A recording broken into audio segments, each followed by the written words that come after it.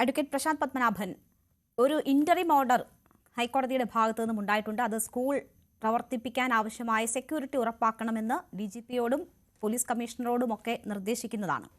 ആ ഓർഡറിന് പിന്നാലെയാണ് മന്ത്രിയുടെ ഇത്തരമൊരു ഇടപെടൽ ഉണ്ടാകുന്നത്, ഒരു സർക്കുലർ പുറത്തു വരുന്നത്.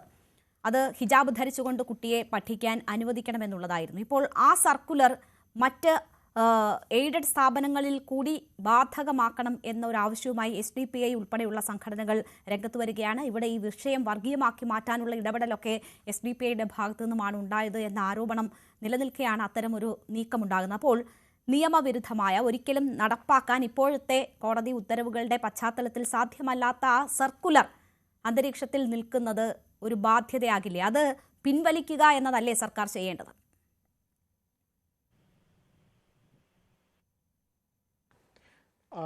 സർക്കാർ അത് പിൻവലിക്കുകയോ അതല്ല ആ സർക്കുലറെ കോടതിയിൽ ചോദ്യം ചെയ്യുകയാണെങ്കിൽ കോടതി ആ സർക്കുലർ അസാധുവാണെന്ന് പ്രഖ്യാപിക്കാനുള്ള സാധ്യതയുമുണ്ട്.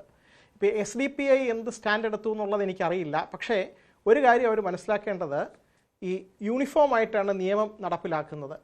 ഇങ്ങനെ ഒരു സർക്കുലർ ഗവൺമെൻറ്റിന് പ്രൈവറ്റ് മൈനോറിറ്റി ഇൻസ്റ്റിറ്റ്യൂഷനിൽ ഇടപെടാം എന്നൊരവസ്ഥ വന്നു കഴിഞ്ഞാൽ നാളെ മുസ്ലിം മാനേജ്മെൻറ്റിൻ്റെ സ്കൂളിൽ ഗവൺമെൻറ് ഒരു നിർദ്ദേശം കൊണ്ടുവന്നു കഴിഞ്ഞാൽ നടപ്പാക്കാൻ അവരും ബാധ്യസ്ഥരാകും. അപ്പോൾ ന്യൂനപക്ഷ സ്ഥാപനങ്ങൾക്ക് കൊടുത്തിരിക്കുന്ന അവകാശങ്ങൾ, ഭരണഘടന കൽപ്പിച്ചു കൊടുത്തിരിക്കുന്ന പ്രത്യേക സ്വാതന്ത്ര്യങ്ങൾ, എഡ്യൂക്കേഷൻ ഇൻസ്റ്റിറ്റ്യൂഷൻസ് കൊണ്ടു നടക്കാനും അവരുടേതായിട്ടുള്ള രീതിക്ക് നടപ്പാക്കാനും ഒക്കെയുള്ള സ്വാതന്ത്ര്യം ഭരണഘടന കൊടുത്തിരിക്കുന്ന സ്വാതന്ത്ര്യമാണ്. അതിൻ്റെ ആ സ്വാതന്ത്ര്യത്തിൻ്റെ ബെനിഫിഷ്യറി എന്ന് പറയുന്നത് ക്രിസ്ത്യൻ കമ്മ്യൂണിറ്റി മാത്രമല്ല, മുസ്ലിം കമ്മ്യൂണിറ്റിക്കും ഒരുപാട് വിദ്യാഭ്യാസ സ്ഥാപനങ്ങളുണ്ട്.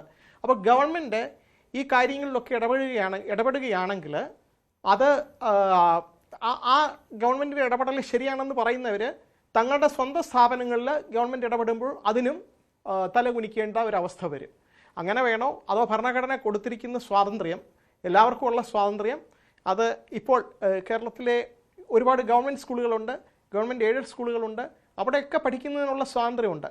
നേരത്തെ ഫാദർ ചൂണ്ടിക്കാണിച്ചതുപോലെ മുസ്ലിം എഡ്യൂക്കേഷണൽ ഇൻസ്റ്റിറ്റ്യൂഷൻസ് ഉണ്ട്, അവിടെയൊക്കെ പോയി പഠിക്കാനുള്ള സ്വാതന്ത്ര്യമുണ്ട്.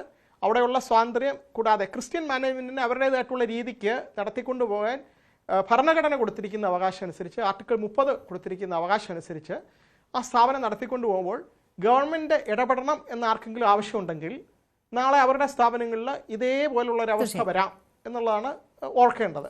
ഹൈക്കോടതിയിൽ പോയി കഴിഞ്ഞാൽ ഹൈക്കോടതി ഭരണഘടന കൊടുത്തിരിക്കുന്ന സ്വാതന്ത്ര്യം, അത് വ്യക്തി സ്വാതന്ത്ര്യമുണ്ട്, മതസ്വാതന്ത്ര്യമുണ്ട്, രണ്ടും ഉയർത്തിപ്പിടിച്ചുകൊണ്ടാകുമ്പോൾ നേരത്തെ 2 പ്രാവശ്യം നമ്മൾ പറഞ്ഞു, ജസ്റ്റിസ് മുസ്താഖിൻ്റെ ഓർഡർ തന്നെയുണ്ട്, കേരള ഹൈക്കോടതിയുടെ തന്നെ ഓർഡറുണ്ട്.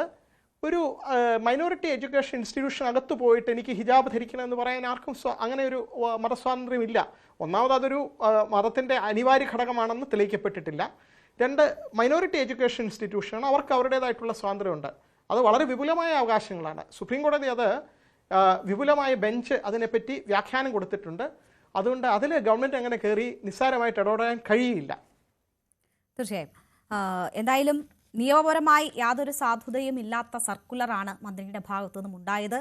ഒരു പ്രശ്നം അത് സമവായത്തിലൂടെ പരിഹരിക്കപ്പെട്ട ഇടത്താണ് അത്തരം നിരുത്തരവാദപരമായ ഒരു ഇടപെടൽ ഉണ്ടാകുന്നത് എന്നത് ഗൗരവതരമാണ്.